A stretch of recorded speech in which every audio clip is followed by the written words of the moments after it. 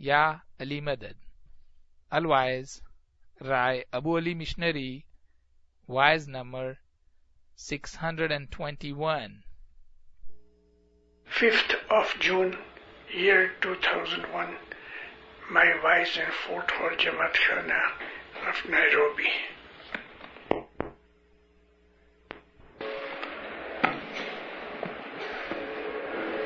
مولا آپ کو سکھی آباد رکھے، ہر نیک امید پوری کرے، ایمان زیادہ کرے، آفت بلائیں دور کرے. مانگی نے کھائے، مانگی نے کھائے تینے موکش نہ تھائے، پردان لینے اچھتا سو جی. مانگی نے کھائے تینے موکش نہ تھائے، پردان لینے پچھتا سو جی. لون پانی نہ صاحب لکھا لے سے، لون پانی نہ صاحب لکھا لے سے، جرے کم کری اترتیاں دیسو جگے سر، سرشٹ گر بنا مکتی نہ ہو ہے جی. شاپیر مولانا حضرت امام پر صلوات پڑھو مومنو، اللہم صلی اللہ محمد و آل محمد.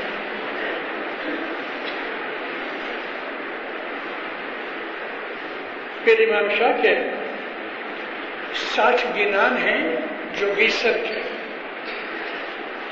ان میں سے یہ ایک میں نے پاٹ بولا ہے. سنسکرت ورڈ جو یوگ ہے، اب ویسٹرن ورلڈ نے امریکہ میں خاص طور پہ اس کو ایکسرسائز کے طور پہ لے لیا ہے، لیکن حقیقت یہ ہے کہ یوگ کا مطلب ہے خدا کا رستہ ڈھونڈنا. یوگ means to search the way of God. Yogi لوگ یا تو چھوٹی عمر سے یا جب بھی وہ 40-50 کے ہو جائے، فیملی کی جوابداریاں پوری ہو جائیں، بچے بڑے ہو کے اپنے پاؤں پہ کھڑے ہو جائیں، تو وہ لوگ گھر بار چھوڑ کے جنگلوں میں یا پہاڑوں پہ چلے جاتے تھے. یہ بات صرف ہندوؤں میں نہیں لیکن مسلمانوں کے اندر اور اسلام سے پہلے کی جو میڈل ایسٹ کی کنڈیشن تھی وہاں بھی تھا. اللہ تعالیٰ نے اصحاب کہف کو یاد کیا ہے قرآن پاک میں. اسلام سے پہلے ایسے 5-6 جوان لڑکے تھے، ان کو مذہب کا شوق لگا، خدا کو ڈھونڈنے کی طلب ہوئی، چھپ چھپا کے بیٹھا کرتے تھے، جو کچھ جانتے تھے پڑھتے تھے، ڈسکس کرتے تھے. آہستہ آہستہ آہستہ دل کے اندر طلب بڑھ گئی، ابھیلاشا بڑھ گئی. ایسا ہوا کہ تھوڑا کھانا لے کے دور چلے جاتے تھے 2-4 دن کے لیے، وہاں بیٹھ کے خدا کی باتیں کرے، عبادت کرے. آہستہ آہستہ ایسا ہوا کہ پھر یہ لوگ ادھر ہی بیٹھے رہے. ایک آدمی شہر میں جائے، کچھ کھانا پینا لے آئے. بڑھتے بڑھتے یہ طلب ایسی ہو گئی، عبادت میں بیٹھے ہیں، 2-3 دن نکل گئے، نہ نیند آئی، نہ بھوک لگی، کھانا پڑا رہا. یوں کرتے کرتے ایک دن ایسا ہو گیا کہ یہ یوں ہی بیٹھے رہے اور بیٹھے بیٹھے مر گئے. خدا قرآن میں ان کا ذکر کرتا ہے. ہوا نے ادھر ادھر کے پتے دھول مٹی لا کے آہستہ آہستہ ان کو دفن کر دیا. بیٹھے بیٹھے دفن ہو گئے. یہ بھی یوگی تھے. اس قسم کے بہت سے قصے ہمیں کرسچن ہسٹری میں سے ملتے ہیں, مسلمانوں میں سے بھی ملتے ہیں. اصحاب کہف کی طرح کا ایسا ہی ایک ذکر ہماری اسماعیلی ہسٹری میں بھی ہے. مولانا امام وفی احمد علیہ السلام کے زمانے کے اندر 6-7 ایسے ہی جوان تھے, اس میں 1-2 شادی کیے ہوئے بھی تھے.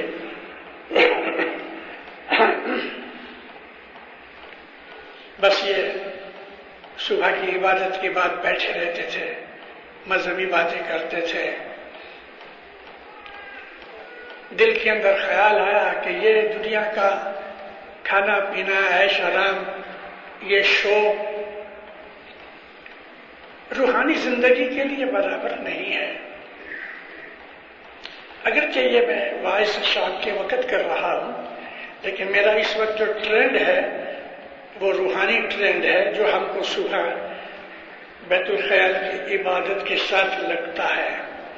یہ واعظ بیت الخیال کی تو نہیں ہے, لیکن میرا ٹرینڈ ایسا ہو گیا ہے. یہ لوگ سوچ میں پڑنے لگے, یہ رنگ برنگ کے کپڑے, یہ عیش و آرام, یہ گھوڑا گاڑی, یہ سب یہ دنیا کی فضولات ہے. انہوں نے طے کیا کہ ہم سفید رنگ کے کپڑے پہنیں گے. جب بھی گرمی کا موسم آتا تھا تو یہ لوگ وولن کپڑے پہنتے تھے, اور جب بھی سمر کا ٹائم آتا تھا,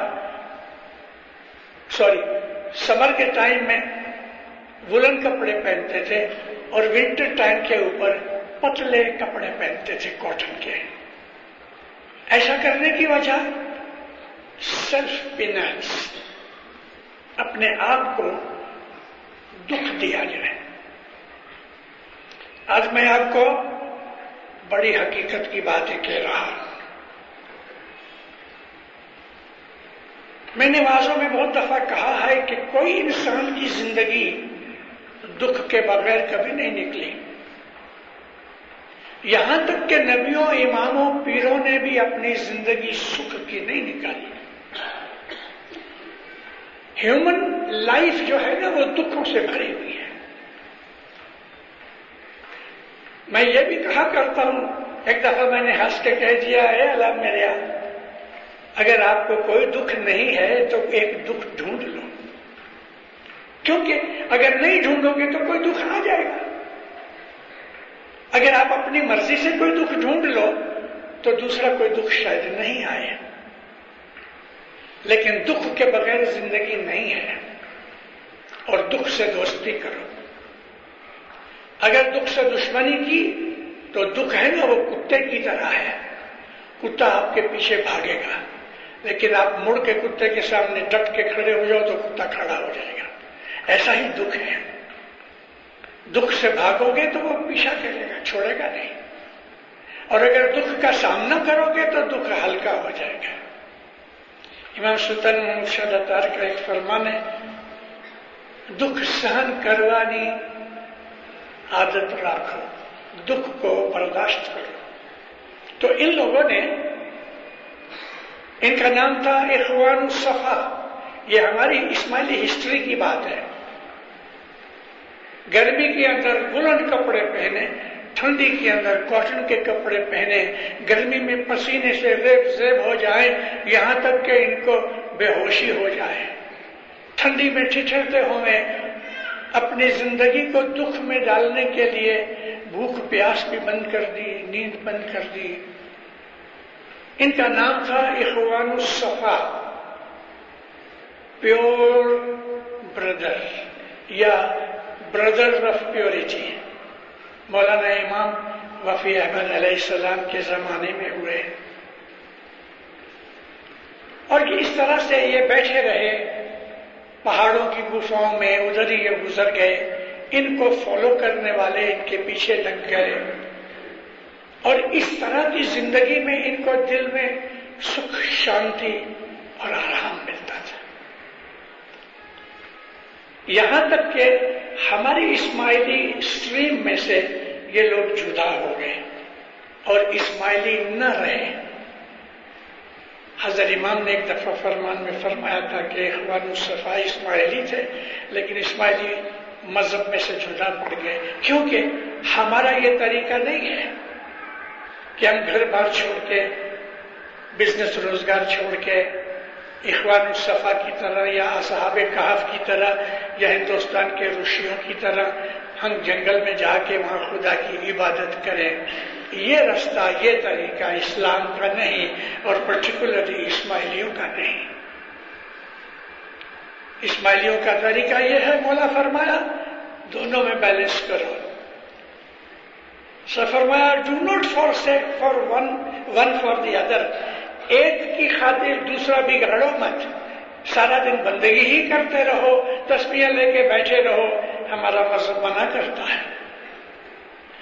اور ہمارا مذہب یہ بھی منع کرتا ہے کہ جماعت خانہ بھول جاؤ، دعا بندگی بھول جاؤ، اور دنیا میں بس نوٹ بنانے میں ہی شامل ہو جاؤ، نہ خدا یاد ہے نہ مذہب یاد ہے۔ یہ بھی ہمارا طریقہ نہیں ہے۔ ہمارا طریقہ یہ ہے دنیا میں بھی اپنی رسپانسبلٹیز جو ہیں وہ ہم پورا کریں اور مذہبی رسپانسبلٹیز بھی پوری کریں، ہم ساتھ ساتھ چلاتے ہیں۔ ہمارے اوپر خدا تعالیٰ نے ہمیں دنیا میں پیدا کیا، ایک لڑکا پیدا ہے، ایک لڑکی پیدا ہوئی ہے۔ لڑکا جوان ہوتا ہے، شادی کے لائق ہو گیا، لڑکی جوان ہوتی ہے، شادی کے لائق ہو گئی۔ میں آج یہ چلتے چلتے یہ کہہ دوں کہ شادی نہ کرنا اگینسٹ اسلام ہے، شادی کرنا خدا کی تابعداری ہے، شادی کرنا مذہب کا ایک کام ہے۔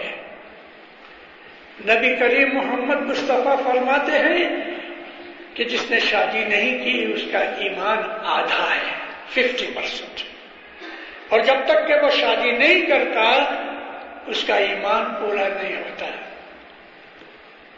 کیوں ایسا کہا؟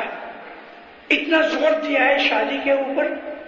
ہاں دیندارو، آج میں کہنا چاہتا ہوں آپ کو، شادی میں دکھ بہت ہے، اور آج میں دکھوں ہی کی بات کر رہا ہوں کہ زندگی میں دکھ بہت ہے، اور اگر کوئی کہے کہ مجھے کوئی دکھ نہیں تو میں کہتا ہوں بھائی جان جلدی سے کوئی دکھ ڈھونڈ لو اپنی مرضی کا، دکھ چھوڑنے والے نہیں۔ شادی میں دکھ ہے، اور ایسے دکھ ہیں کہ جو ہمیں بیت الخیال میں کام آئے۔ میں آپ کے سامنے کھڑا ہوں، میں اپنی زندگی کی باتیں نہیں کرتا، لیکن آج مجھے کچھ ایگزامپل دینے کے لیے کہنا پڑتا ہے۔ میں نے طے کیا تھا کہ میں شادی نہیں کروں گا، میری 23 ایئرس کی ایج تھی، واضح کرتا تھا، مشنری تھا۔ مولا نے تعلیقہ بھیجا کہ عمر لائق جو میرے روحانی بچے ہیں میں ان کو عرض کرتا ہوں کہ شادی کرو۔ آمین۔ میں نے شادی کی۔ شادی کے بعد مجھے یہ احساس ہوا، اوہو شادی کے اندر اتنی بڑی روحانیت ہے۔ شادی کے بعد جب مجھے بیت الخیال کے اندر جو چیزیں ملی شاید مجھے وہ کبھی نہ ملتی۔ ہم لوگ شادی سے گھبراتے ہیں کیونکہ شادی دکھوں سے بھری ہوئی ہے، اور ہم دکھوں سے دور ہوتے ہیں تو کئی طرح کے دکھ ان کو ملتے ہیں جنہوں نے شادیاں نہیں کی۔ پہلی چوٹ پڑتی ہے ان کی ہیلتھ کے اوپر، فزیکل اور مینٹل دونوں۔ اسپرچولیٹی تو برباد ہو جاتی ہے نہ شادی کرنے والوں کے لیے۔ تو شادی جو ہے نا، میں اس ٹاپک کے اوپر جانا نہیں چاہتا، لیکن بائی وے چلا آیا، شادی کے اندر بڑے دکھ ہیں، اور یہ رسپانسبلٹیز جو شادی کی ہیں، شادی اس لیے ہوتی ہے دیکھو آج میں آپ کو کہوں، شادی کوئی مزے کی چیز نہیں. شادی کیا ہے؟ خدا تعالی جو کریٹر ہے اس کی کریشن چالو رہے، اس لیے ہم شادی کرتے ہیں کہ ہمارے بچے ہوں. اور ہیومینٹی جو ہے، ہیومن ریس دنیا میں جاری رہے. اور شادی کے وقت رسول اکرم فرماتے ہیں، اور نکاح میں یہ دعائیں بھی ہوتی ہیں کہ تمہیں خدا نیک اولاد دے. نیک اولاد ہوتی ہے، اس کی رسپانسبلٹیز آتی ہیں، ان کو پالا جائے، ان کی تندرستی دیکھی جائے، ان کی روحانی زندگی کے لیے ان کو تیار کیا جائے، ان کو روزگار کمانے کی طاقت دی جائے. آخر وہ بڑے ہو جاتے ہیں. اب ماں باپ کی رسپانسبلٹی اولاد کی طرف تھوڑی گھٹ گئی، ختم نہیں ہوئی، گھٹ گئی. تو پرانے زمانے کے اندر یہ جو لوگ تھے اپنی فیملیز کو چھوڑ کے چلے جاتے تھے. اسماعیلی طریقے نے اس کو قبول نہیں کیا. حالانکہ کچھ صوفیوں کے اندر اس قسم کے طریقے ہیں بھی، مگر اسلام منع کرتا ہے. یہ جو مونسٹریز بنائی گئی، اسلام نے کبھی مونسٹریز نہیں بنائی. اسلام کے اندر اس قسم کی ریننسیشن نہیں ہے. لیکن اسلام یہ کہتا ہے کہ دنیا میں رہو، اپنی ڈیوٹیز پوری کرو، لیکن اپنا دل جو ہے وہ خدا کی محبت میں رکھو. بیوی بچوں کو بھی سنبھالو، شوہر کی خدمت بھی کرو، ساس سسر کی خدمت بھی کرو، بچوں کا بھی دھیان رکھو، دکھ تکلیفیں خوشی سے اٹھاؤ، اور اپنی روحانی زندگی کی بھی تیاری کرتے رہو. یہ ہمارا طریقہ ہے. تو ان پرانے زمانوں کے اندر یہ لوگ جو رشی منی چلے جاتے تھے وہ یوگی تھے. یوگ کا یا یوگا کا آج جو مطلب فزیکل ایکسرسائزز ہیں، یہ تو ویسٹرن رائٹرز نے یا فلاسفرز نے نکال دی، کچھ انڈیا والے لے کے آئے. حقیقت میں یوگ کا مطلب ہے خدا کے راستے کو ڈھونڈنا. اس کے لیے ہمارے پیر صدر دین کے پوتے پیر حسن کبیر دین کے بیٹے سید امام شاہ نے 60 گنان لکھے ہیں. 60 گنان ہیں یوگ کے اوپر، اور وہ گنان سمجھنے مشکل ہیں، لیکن اس میں بڑی کمال کی چیزیں ہیں. فلسفی بھی ہے اور عبادت کرنے کے آسن بھی ہیں، طریقے بھی ہیں. ان پہ ہمیں جانا نہیں. میں یہ نہیں کہنا چاہتا کہ ہمیں ان گنانوں کے اندر جو آسن بتائے گئے ہیں ہم ان کو ایڈاپٹ کریں، کیونکہ ہمارے اندر طاقت نہیں ہے. اس میں بڑی طاقت چاہیے، فزیکل طاقت بھی چاہیے، مینٹل طاقت بھی چاہیے. اور آج ہماری لائف ایسی ہے کہ ان چیزوں کے اندر ہم 4-4, 6-6 گھنٹے ہر روز نہیں گزار سکتے. ہمارے لیے آج امام نے آسان کر دیا ہے، اور اس آسانی کے لیے میں آپ کو ایک واقعہ بیان کروں. یہ لیٹ 20s کی بات ہے، 28 یا 29، 1928, 29. داری سلامت سلطان محمد شاہ بمبئی آئے اور حسن آباد میں دیدار کا انتظام تھا. مہمانیاں بھی حسن آباد، آپ میں سے بہت نے حسن آباد دیکھا ہوا ہے. صبح صبح آ کے جماعت تو بیٹھ گئی. مولا کا ٹیلی فون آیا مکھی کمڑیا کو کہ میں 2 گھنٹے لیٹ آؤں گا. تو بس مشنریوں نے واضح شروع کر دی. کالا روڑا، بھگت کالا روڑا 32-33 میں گزر گئے، اور بھگت کالا روڑا میں مجھے لگتا ہے کہ ہم 60-70% جماعت، ہر جگہ کی جماعت بھگت کالا روڑا کا نام سنی ہے. بھگت کالا روڑا پولیس کمشنر تھا پروفیشنلی، لیکن یوگ ابھیاس میں اسے بہت انٹرسٹ تھا. اور پرٹیکولرلی یہ 60 گنان جو یوگ کے ہیں، اس کے اندر 84 پوزیشن اور پوسچر ذکر ہے ہمارے گنانوں میں. 84 आसन है। आसन यानी पोस्चर या पोजीशन बैठने की। कालारूढ़ा ने तमाम के तमाम किए। वो बैठते थे तो 6-6 घंटे समाधि में बैठते थे। जब ये कालारूढ़ा गुजर गए तो सुल्तान ने उनसे फरमाया, कालारूढ़ा दुनिया में था लेकिन 4 आसमान की खबर जानता था। तो ये कालारूढ़ा जो थे ना, थोड़ा बोलते थे और हमेशा आंखें नीची रहती थी, अपने जाप में पड़े रहते थे। अब जो मौला का ये मैसेज आया कि मैं 2 घंटे लेट होऊंगा, तो कालारूढ़ा उठ के नीचे से 27 या 28 स्टेप्स हैं हसनाबाद के ऊपर जाके बैठ गए। थोड़ी देर हुई तो मिशनरी सब्जली ये भी ऊपर जाके बैठ गए। दोनों महान रेसलर ऑफ स्पिरिचुअलिटी, पीर सब्जली, कालारूढ़ा, यानी मदद बस बैठे। कुछ लोग आके बैठ गए, नीचे दूसरे मिशनरी वाज़ें कर रहे हैं। आस्ते आस्ते आस्ते बात निकली तो कालारूढ़ा इस तरह से बैठे थे जिसको हम पद्मासन कहते हैं। पद्मासन क्या है कि टांगों को क्रॉस करना इस तरह कि पांव के दोनों तलवे ऊपर आ जाएंगे। मुश्किल है, लेकिन वो इस तरह से बैठे थे कि जैसे कोई छोटा बच्चा कि जिसके अवयवियों जितने हमारे बदन के हिस्से हैं, बच्चों के कैसे नरम होते हैं, यूं मरोड़ दिया। वो आसन पर बैठे थे। और पद्मासन एक अच्छी चीज है। योग की बातें ये कुछ लोग बैठे थे उनको कर रहे थे। सब्जली कहती है, छोड़ यार, ये सारी चीजें बड़ी मुश्किल हैं, तू कर सके, बाकी ये ठीक नहीं। आज तो मौला ने हमको लिफ्ट बना दी है, लिफ्ट में बैठो, स्विच को दबाओ, हम ऊपर 7वें आसमान पे पहुंचे। ये सीढ़ियों से जाना ये तेरा काम है। माहौल भी होता था।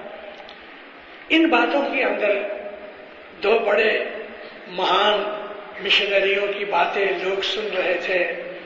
टाइम निकल गया, विसल हुई मौला के आने के लिए, उठ के भाग के नीचे चले आए। थोड़ी देर के बाद जब भी मौला आए, सब्जली मिशनरी मौला के साथ साथ जाते थे, फरमान सुनाते थे। कालारूढ़ा आके बैठ गए। पहली ही मेहमानी थी, सरकार आके बैठे, फरमान किया, मेरी दुआ सीस दे। सब्जली मिशनरी ने दुआ सीस दी। माँ बाप पूछा सब्जली को कि मैं लेट आया तो तुम लोग क्या करते थे? कहते खुदाउन हम 2 जने बैठ के हम बातें करते थे। ये कहता है, यानी कालारूढ़ा, ये कहता है योग के आसन करो और एक एक करके इस तरह ऊपर चढ़ो। और मैंने कहा आज मौला ने हमारे लिए लिफ्ट बना दी, बटन दबाओ, लिफ्ट हमको ऊपर ले जाएगी, सीढ़ियों से चढ़ने की जरूरत नहीं।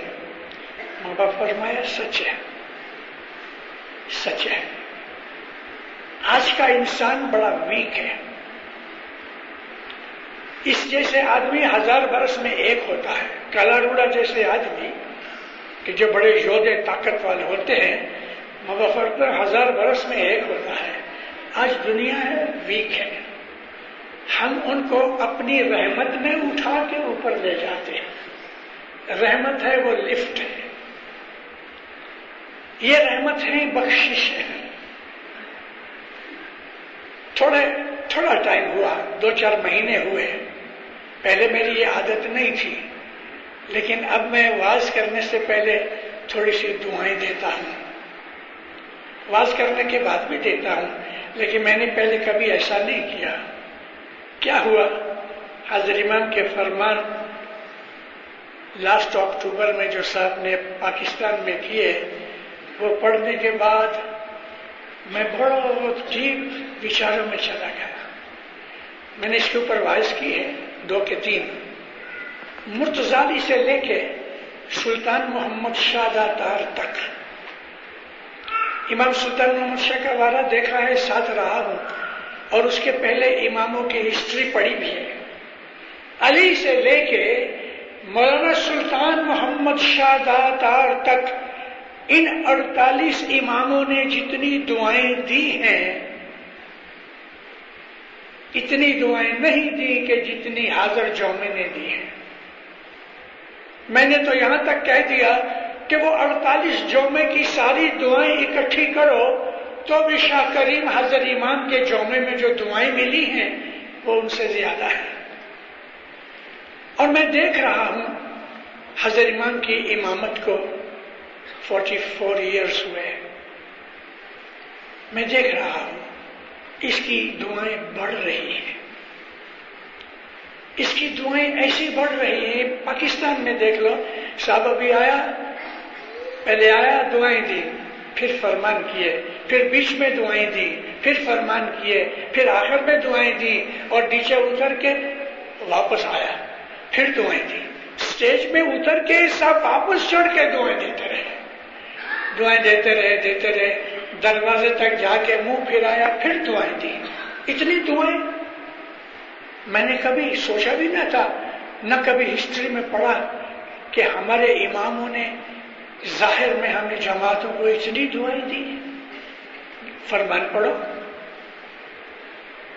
اس کی دعائیں بڑھ رہی ہیں. کیوں بڑھ رہی ہیں؟ اس کو ایسا کرنے کی وجہ کیا؟ وجہ یہ ہے کہ ہماری بیماری بڑھ رہی ہے تو اس کے وٹامنز بڑھ رہے ہیں. ہمارے گناہ بڑھ رہے ہیں تو ہم کو بچانے کے لیے دعائیں زیادہ دے رہا ہے، دعائیں دے دے کے ہمیں بچا رہا ہے. ہماری دسویں خراب ہے، پوری نہیں. کوئی ہے ہماری جماعت کے اندر، میجورٹی ہم اسماعیلی پوری دسویں نہیں دیتے. میجورٹی لوگ روز جماعت خانے نہیں آتے. میجورٹی ہماری جماعت کے لوگ جو ہیں وہ مذہب کے جو اصول ہیں ان کے اوپر عمل نہیں کرتے. جماعت خانے کی عزت گھٹ گئی، جماعت خانے کا درجہ گھٹ گیا، دھیان لگنا گھٹ گیا. دعا میں بھی پاؤں لمبے کر کے بیٹھتے ہیں، جماعت خانے کے اندر باتیں کرتے ہیں، جماعت خانے کے اندر جوک کرتے ہیں، جماعت خانے کے اندر آ کے غیبت کرتے ہیں. ہماری وہ تمام جو سسٹم ہے مذہب کا ہم بھول چکے ہیں. ہم اپنی مرضی سے چلتے ہیں، حضرت امام کی مرضی سے نہیں چلتے. اور پھر کہتے ہیں دین چھوڑی جے کوئی دعوے پڑیا، راہ چکا پاپی ساتھ اکھڑیا. دین چھوڑی دعوے پڑیا، یعنی دین کا جو طریقہ ہے اس کو ہم چھوڑ دیتے ہیں، اگنور کرتے ہیں اور اپنی مرضی سے چلتے ہیں. تو پھر کہتے ہیں وہ پاپی اپنے راستہ چھوڑ گئے. ہم لوگوں میں آج میجورٹی ایسے لوگ بن رہے ہیں کہ ہم اپنی مرضی سے چلتے ہیں، شاہ پیر کی مرضی سے نہیں چلتے. شاہ پیر نے جو ہمیں چیزیں بتائی ہوئی ہیں ہم اس کا دھیان بھی نہیں دیتے. کتنے آدمی ہیں کہ جو حضرت امام کے فرمان روز پڑھتے ہیں؟ آپ جانتے ہیں اپنے اپنے دل کے اندر کہ آپ کیا کرتے ہو. ایسا ہوتا ہے، ہوا ہے کبھی کہ آپ روز 10-15 منٹ فرمان پڑھو تاکہ آپ کو پتہ لگے میرا مولا کیا چاہتا ہے. ہم اپنا ٹائم دوسری دنیا کی فضولات کے اندر گزار دیتے ہیں. امام یہ چاہتے ہیں کہ ہمارے اندر صلاح سب محبت رہے، لیکن ہم اس چیز کا کوئی دھیان نہیں کرتے. میرا دل دکھتا ہے دینداروں بولے ساری زندگی میری جماعتوں کی خدمت میں نکلی ہے، ساری زندگی میری واعظ میں نکلی ہے. میں نے اپنی 11 سال کی عمر سے واعظیں شروع کی، لیکن 38 میں امام کے حکم سے میں آفیشلی مشنری کے اندر آیا. 38 کو آپ حساب کرو تو ابھی 63 ایئرز ہو گئے ہیں مجھے واعظیں کرتے آفیشل حساب سے. اور میں زندگی بھر اسی طرح رہوں گا انشاءاللہ. میرا دکھ کیوں ہوتا ہے دل؟ اس لیے جماعتوں کی اندرونی حالت دیکھ رہا ہوں. میں کسی ایک خاص پرٹیکولر دیش کی یا جماعت کی بات نہیں کرتا، جنرل بات کرتا ہوں. ہماری جماعت کے اندر میرڈ لائف خراب ہو رہی ہے. ہماری جماعت کے اندر ماں باپ کی بچوں کی جو ریلیشن شپ ہے بگڑ رہی ہے. ہماری جماعت کے اندر ایسی چیزیں گھس رہی ہیں کہ جو ہمارا مذہب ٹالریٹ نہیں کرتا. مثال کے طور پہ میرج کیے بغیر، نکاح کیے بغیر میاں بیوی بن کے رہتے ہیں. یہ حرام ہے ہمارے مذہب میں. ہمارے مذہب کے اندر ہومو سیکشوالٹی آ رہی ہے اور یہ ظاہر ہو رہی ہے، بڑھ رہی ہے. ہمارے مذہب کے اندر اور بھی بہت سی قسم کی بدیاں پیدا ہو رہی ہیں، اور خاص طور پہ یہ کہ ہماری جو میرج لائف ہے نا، گھر ٹوٹ رہے ہیں، فیملیاں ٹوٹ رہی ہیں. اس سے نہ صرف دنیا خراب ہو رہی ہے، دین بھی خراب ہو رہا ہے. ہمارا دین خراب ہو رہا ہے. ہمارے اندر ٹالرنس نہیں رہی. لوگ لالچ پڑ گیا. نیروبی کی ایک لڑکی کی میں آپ کو ایک ایگزامپل دینا چاہتا ہوں کہ کیا ہو رہا ہے. نیروبی کی ایک لڑکی کی چھوٹی عمر سے کسی ہندو لڑکے کے ساتھ پیار تھا. میں جانتا ہوں خاندانوں کو، میرا دل روتا ہے. میں جانتا ہوں خاندانوں کو، میرا دل روتا ہے. لیکن شادی بڑی ہو گئی تو شادی اسماعیلی لڑکے کے ساتھ ہوئی. اپنی اس لو کو وہ کبھی بھولی نہیں. یہ لوگ مائگریٹ ہو کے کینیڈا چلے گئے، اور کینیڈا گئے تو میاں بیوی میں کھٹپٹ تھوڑی ہوتی رہتی ہے. بہت برس ہو گئے، 2 بچے ہوئے. ہسبینڈ کا بزنس بہت ہو گیا، $2-4 ملین کا مالک بن گیا. اب اس لڑکی نے جھگڑے شروع کیے. برس 1.5 برس تک جھگڑے چلے. بہت لوگ اس کے اندر میڈیٹر کے طور پہ پڑے. آخر میں شارٹ کرتا ہوں، انجام یہ آیا کہ ڈیورس ہوا، اور کینیڈا، امریکہ، یورپ کے حساب سے آدھی مل کر عورت کو ملتی ہے. بھلے عورت نے کام کیا کہ نہیں. $6 ملین اس کو ملے. عورت $6 ملین لے کے لندن چلی گئی اور اپنے بچپن کی جو لو تھی اس ہندو لڑکے کے ساتھ شادی کر کے بیٹھ گئی. ایسا ایک آئسولیٹڈ کیس نہیں ہے. شاید آپ کو یہ چیزوں کا پتہ نہیں ہے، لیکن میں اس لیے کہنا چاہتا ہوں کہ ہماری جماعت کی جو اندرونی حالت ہے وہ ہمارے مذہب کے ساتھ کمپیٹیبل نہیں ہے، اور ہم اپنے آپ کو اسماعیلی کہتے ہیں. آج الحمدللہ بہت اچھی حاضری ہے، جو کہ دوسرے جماعت کے بھی آئے ہیں.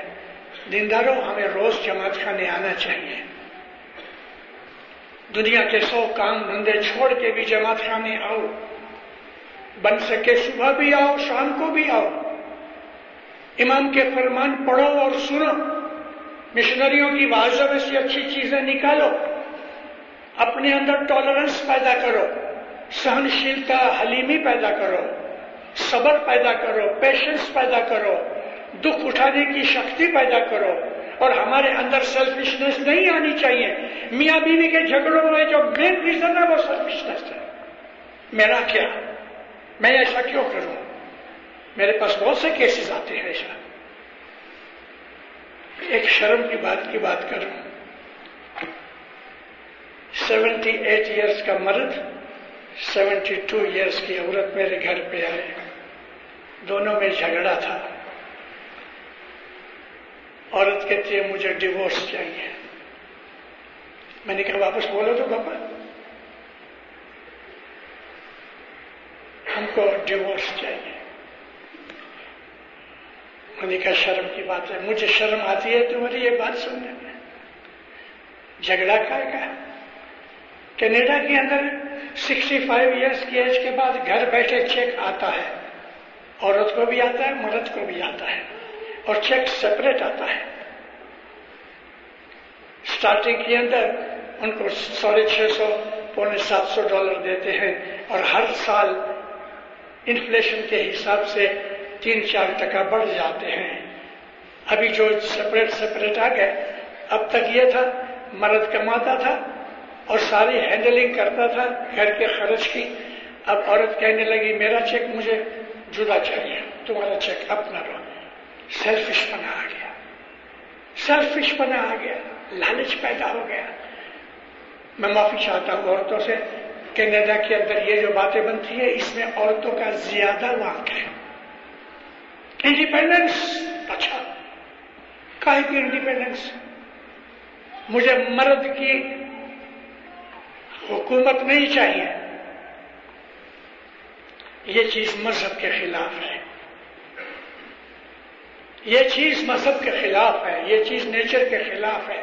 ہم لوگ غلط راستے پہ جا رہے ہیں۔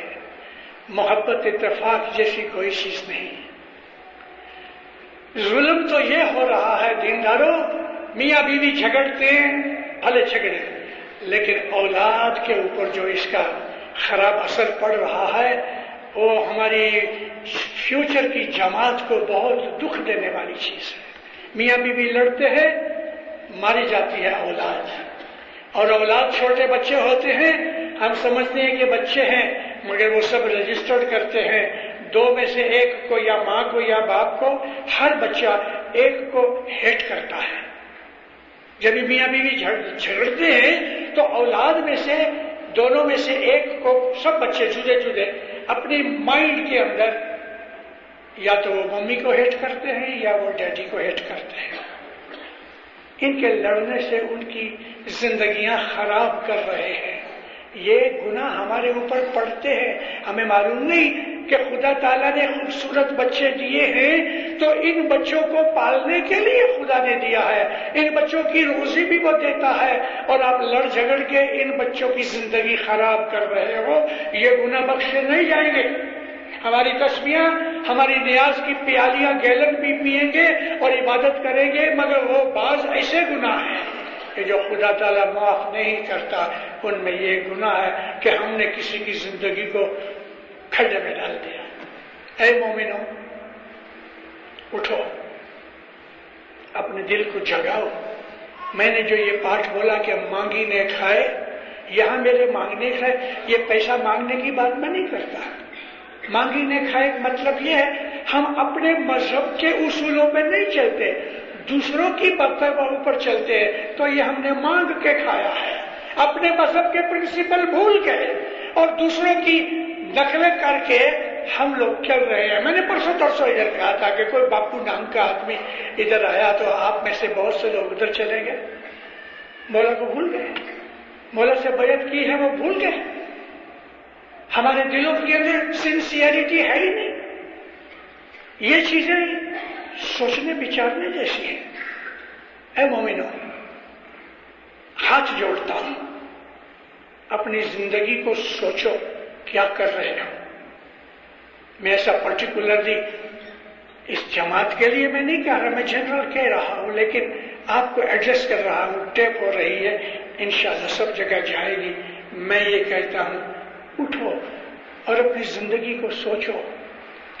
اگر تھوڑا دکھ اٹھا کے کسی کا بھلا ہوتا ہے تو دکھ اٹھا لو، اگر تھوڑا دکھ اٹھا کے اولاد بچتی ہے تو بچا لو۔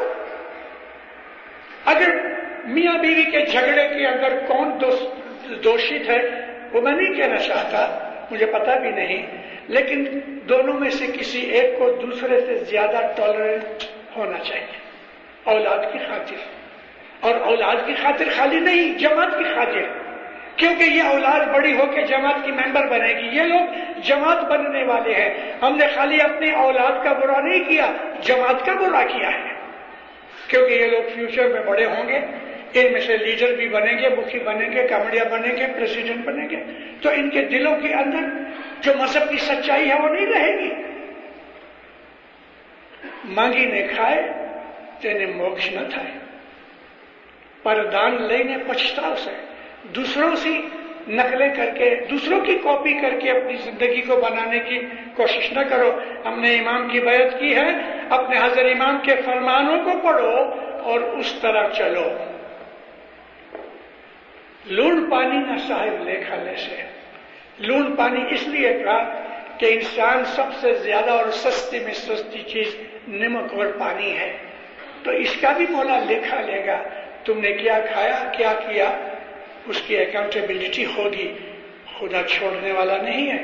وہ اپنی بھولے، ہم نے کچھ گناہ کیے ہیں یہ خدا کے، وہ بخش دے گا، لیکن جب ہم دوسرے کے گناہ کرتے ہیں وہ بخشا نہیں جاتا.